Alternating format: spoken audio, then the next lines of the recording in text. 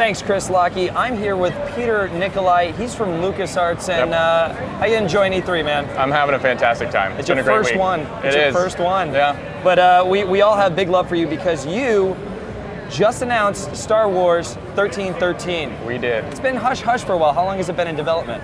We've got folks who've been on the team about a year and a half. It's been kind of bubbling along. All right. Yeah. So how much longer do you think you guys have for this one? We're not really going to get into release dates at this point. We're just getting to the point where we can kind of announce the game and get it out there and let people know what we've got to work with. You know what? Take your time. We will. We want to see a good game. We're going to get it. So there's not been a lot of information or footage up until about E3. Yep. So what can you tell us? Let's just get to the nitty-gritty.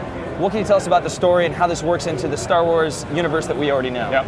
Well, so our game, it's a third-person action-adventure, and it takes place on Coruscant's level 1313. So if you're not familiar, that entire planet is made up of over 5,000 layers of sort of civilization that's built up on top of itself. And the layer that we've seen in the movies is sort of the top surface, and 1313 is down near the core of the planet. The idea is that you will play as a lethal young bounty hunter working your way through this criminal underworld. This level of Coruscant is where the crime families of Star Wars have sort of established themselves, and they thrive kind of down in this layer. Okay, well, I hear that we actually have some footage. I actually haven't gotten a chance to see it, so I'm really excited. Yeah. All right, so is this the young bounty hunter that we're talking about?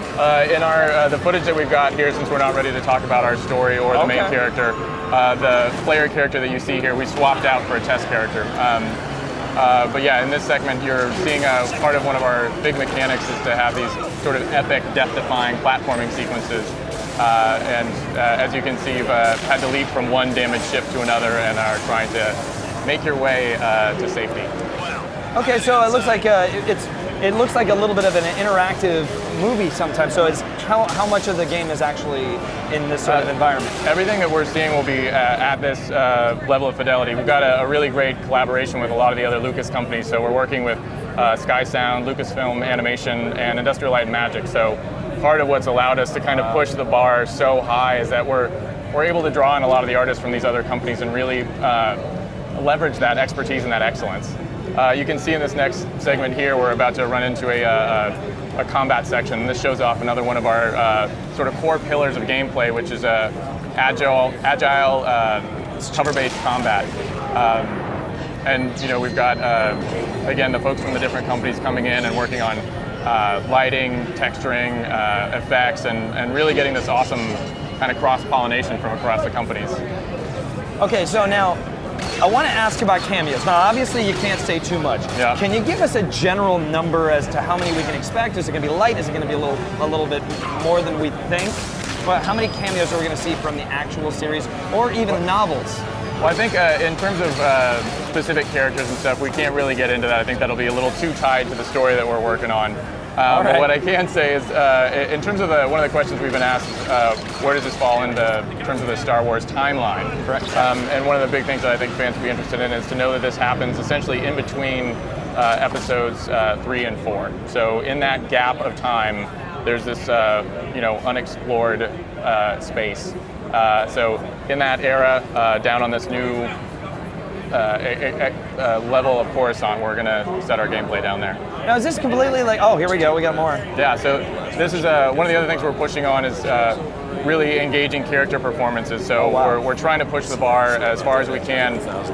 Again, we want our player to inhabit this criminal underworld, and we think that for the player to believe that, all the characters that they interact with need to believe that as well. So we want these performances that'll reflect the danger and the tension of operating in this, kind of a world where you've got, threats coming at you from every angle, every second of the day. So what has been the high point of working on this for you? The high point, honestly, for me has been the collaboration between the companies. Like it's been so fun because I've got friends on both sides of the fence. I was a visual effects producer at Industrial Light and Magic before I moved over to LucasArts. So I have friends on both sides, and I've been through the trenches and delivered projects with, both sets of teams, and it's just a really fantastic opportunity to watch these artists who are so dedicated and so talented really get to, play in a new space together and kind of riff off of each other's ideas and figure out how to push things to that next graphics level and really just make a beautiful game that we think our players are going to enjoy. Sounds like a big family. Let me ask you, my last question is this. How many lightsabers do you own? 0. They are too dangerous to keep in the house. All right, Peter. Well, thank you very much. Thanks for stopping by and showing us some footage. Yeah, and thanks we for look having forward us. to the game. Yeah, cheers. Cheers, man. Thank you.